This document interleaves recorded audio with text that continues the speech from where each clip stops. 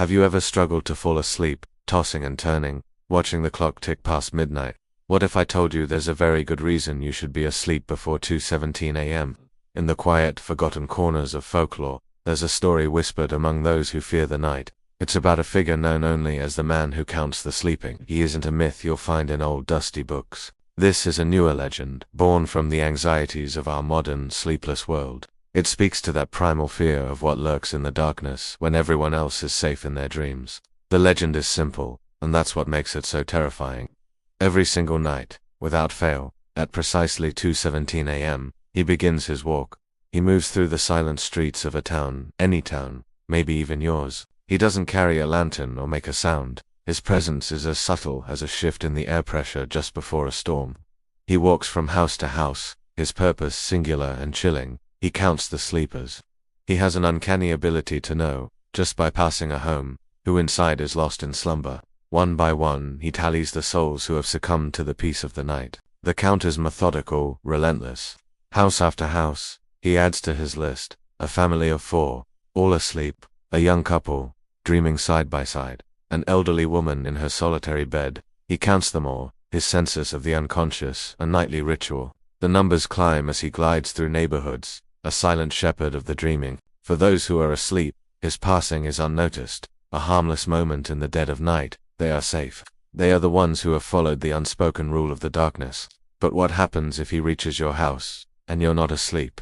What if you're staring at your phone, reading a book, or just lying there with your thoughts racing, your eyes wide open in the dark? This is where the legend takes its horrifying turn. If the man who counts the sleeping arrives at your door and finds you awake, his count for that house is 0. And for you, the one who broke the nocturnal pact, there is a consequence. According to the tale, if he finds you awake at his appointed time, you simply don't wake up again. There's no struggle, no sound, no sign of what happened. You just stop. You're found the next morning, looking as if you passed peacefully in your sleep, but you weren't asleep. You were awake when he came. He doesn't punish, he doesn't attack, he just rectifies the anomaly. You were supposed to be sleeping. You weren't on his count, so he ensures you will be permanently.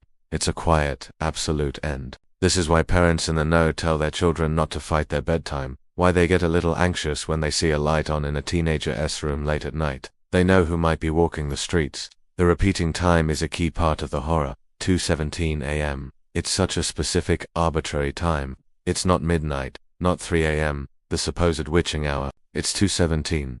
That specificity makes it feel real, like a rule in a game you never agreed to play. It creates a deadline. As the night deepens, you might find yourself glancing at the clock, a knot of dread tightening in your stomach as 2:00 a.m. approaches, 2:10, 2:15. Each tick of the clock becomes a drumbeat counting down to his arrival. It preys on the common fear of insomnia, turning a simple inability to sleep into a life-or-death situation. Think about it. We've all been there, lying in bed, completely wired, knowing we need to sleep but our brains just won't shut off. Now, imagine that frustration mixed with pure, mortal terror. Every creak of the house, every distant siren, every rustle of leaves outside your window makes you jump. Is that him? Is he close? The slow build-up of tension is what makes the story so effective. It starts as a strange little tale, a creepy urban legend, but as the details unfold, and that terrifyingly simple rule is revealed, it begins to feel chillingly plausible. The scariest part is the ambiguity. Who is he?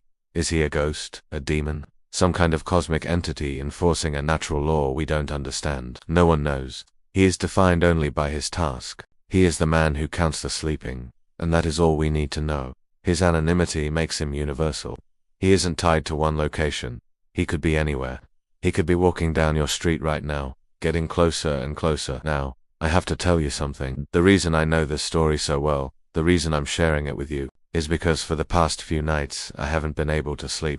It started as typical insomnia, but then I remembered the legend, and I started paying attention. On the first night, I heard my neighbor's dog, Old Buster, barking frantically at exactly 2:20 a.m. He never barks that late.